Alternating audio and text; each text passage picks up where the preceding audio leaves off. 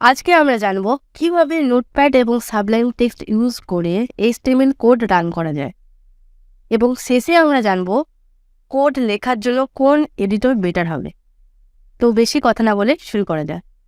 How to run HTML code using notepad. সবার প্রথমে আমরা জেনে নেব কিভাবে নোটপ্যাড ইউজ করে এইচটিএমএল কোডকে রান করব।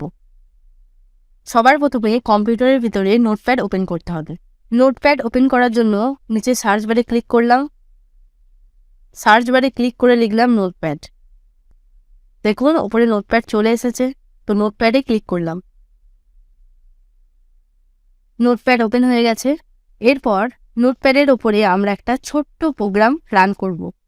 ওকে, আগের ভিডিওতে আমি এইচটিএমএল এর স্ট্রাকচার সম্বন্ধে আলোচনা করেছিলাম। না দেখে থাকলে অবশ্যই দেখে আসবেন, তাহলে আপনাদের বুঝতে অনেক সুবিধা হবে। ওকে, শুরু করে দিই। তো সবার প্রথমে আমাদেরকে লিখতে হবে less than exclamation mark doc type HTML greater than. এরপর লিখতে হবে এইচটিএমএল এর ওপেনিং ট্যাগ এবং এইচটিএমএল এর ক্লোজিং ট্যাগ।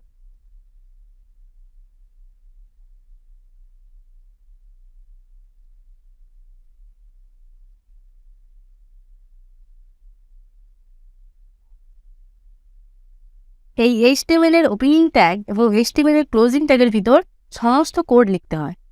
এরপর এইচটিএমএল এর ওপেনিং ট্যাগের পর কি লিখতে হয় না, হেড ট্যাগের ওপেনিং ট্যাগ এবং হেড ট্যাগের ক্লোজিং ট্যাগ। হেড ট্যাগের ওপেনিং ট্যাগ এবং হেড ট্যাগের ক্লোজিং ট্যাগের মাঝে কি লিখতে হয় না, টাইটেলের ওপেনিং ট্যাগ এবং টাইটেলের ক্লোজিং ট্যাগ। তো সেটাই আমি লিখবো এখন।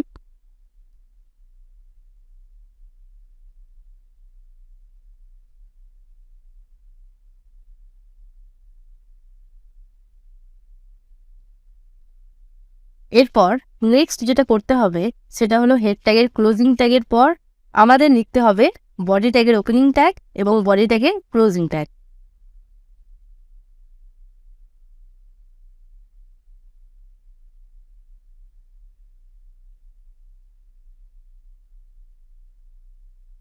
ব্যাস, জাস্ট এইটুকুই হলো এইচটিএমএল এর স্ট্রাকচার। এরপর টাইটেলের ভিতর পেজের টাইটেল দেবেন। আমি টাইটেলের ওপেনিং এবং ক্লোজিং ট্যাগের ভিতর লিখলাম এইচটিএমএল কোর্স।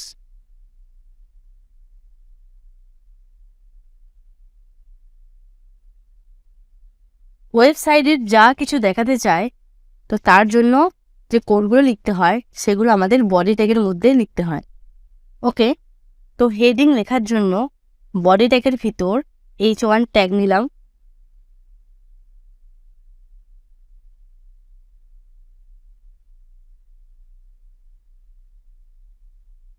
হেডিং কি জানা না থাকলে চিন্তা করার কোনো কারণ নেই, পরে এইচটিএমএল হেডিংস নিয়ে ডিটেলস আলোচনা করব।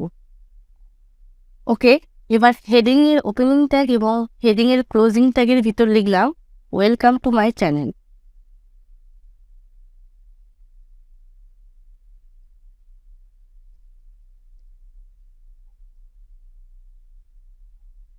তো আমাদের লেখা হয়ে গেছে, খুবই সিম্পল একটা ছোট্ট প্রোগ্রাম।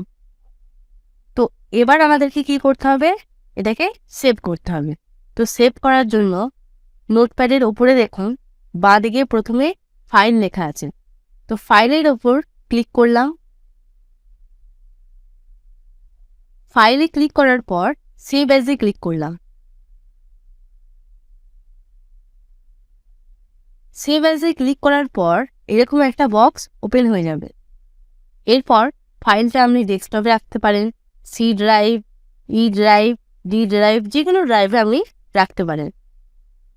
আমি ফাইলটা ই ড্রাইভে রাখবো, তো আমি ই ড্রাইভে ক্লিক করলাম। এখানে আপনার যদি আগে থেকে কোনো ফোল্ডার বানানো থাকে তো ফোল্ডারে ক্লিক করবেন।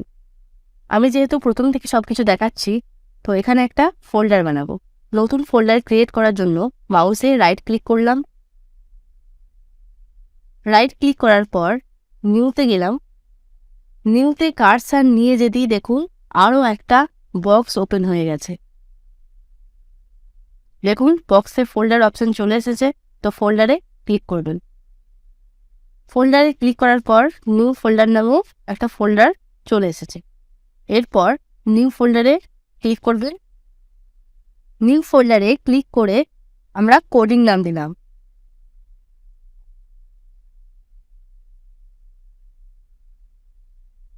আপনি কোডিংয়ের পরিবর্তে যে কোনো নাম দিতে পারেন। তো নাম দেওয়ার পর এই লাইনটার বাইরে ক্লিক করবেন। তো ফোল্ডার ক্রিয়েট কমপ্লিট। এরপর ফোল্ডারের ওপর ডবল ক্লিক করতে হবে। তো আমি কোডিংয়ের ওপর ডবল ক্লিক করলাম।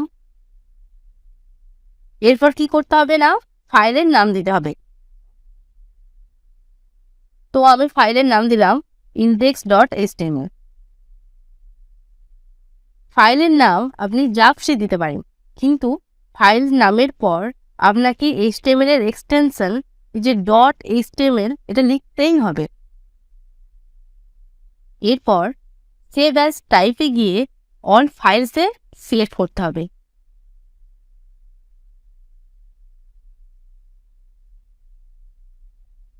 এরপর ইনকোডিংয়ে UTF-8 এটাই রাখতে হবে। দেন সেভে ক্লিক করতে হবে। তো আমি সেভে ক্লিক করলাম। ফাইল সেভ হয়ে গেছে। এবার আমরা প্রোগ্রাম রান করব।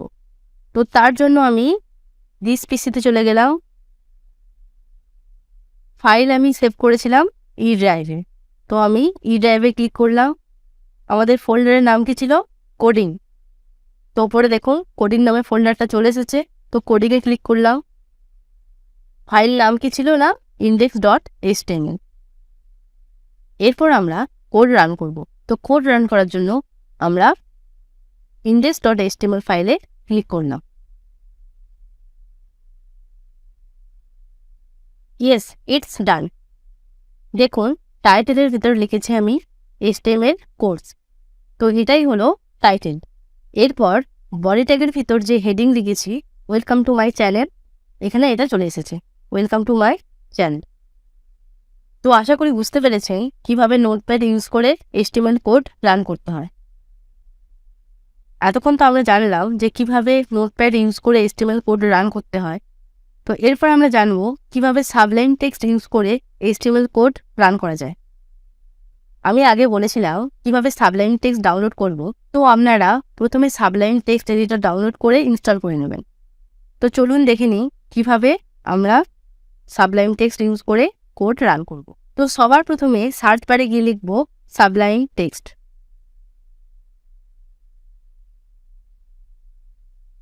দেখুন উপরে সাবলাইম টেক্সট 3 চলে এসেছে অলরেডি, এটা আমার ডাউনলোড করা আছে। তো সাবলাইম টেক্সটে ক্লিক করলাম। তো প্রথমে আমরা ফাইলে ক্লিক করলাম, তারপর ওপেন ফোল্ডারে ক্লিক করলাম, তারপর ই ড্রাইভে ক্লিক করলাম।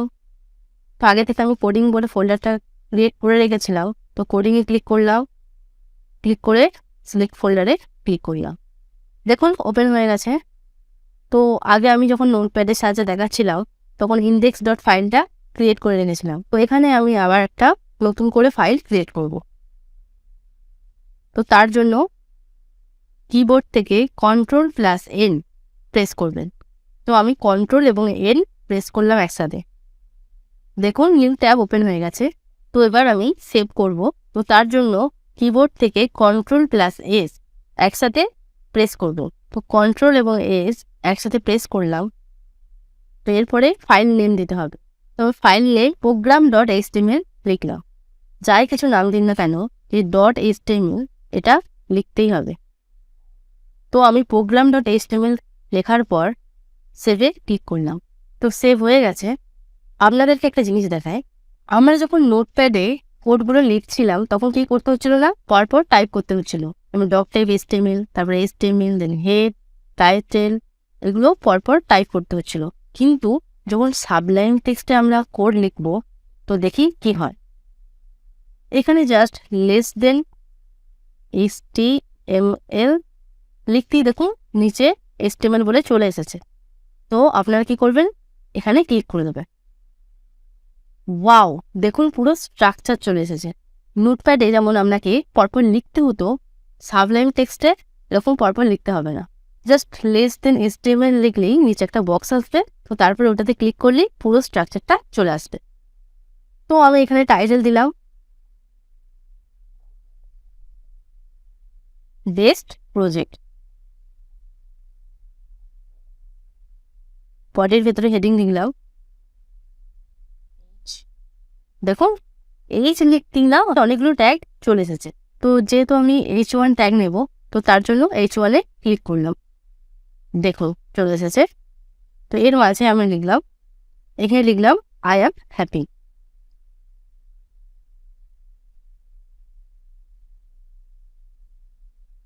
স্ট্রাকচার কমপ্লিট হয়ে গেল। তো এরপর আমাদেরকে কী করতে হবে, কিবোর্ড থেকে Ctrl+S দুটো একসাথে প্রেস করতে হবে। তো Ctrl এবং S প্রেস করলাম, প্রেস করার পরে সেভ হয়ে গেল। এরপর যেটা করতে হবে, মাউসে রাইট ক্লিক করতে হবে, তারপর কপি ফাইল পাথে ক্লিক করলাম, এরপর ব্রাউজার ওপেন করতে হবে। তো আমি গুগল ক্রোম ওপেন করে নিলাম,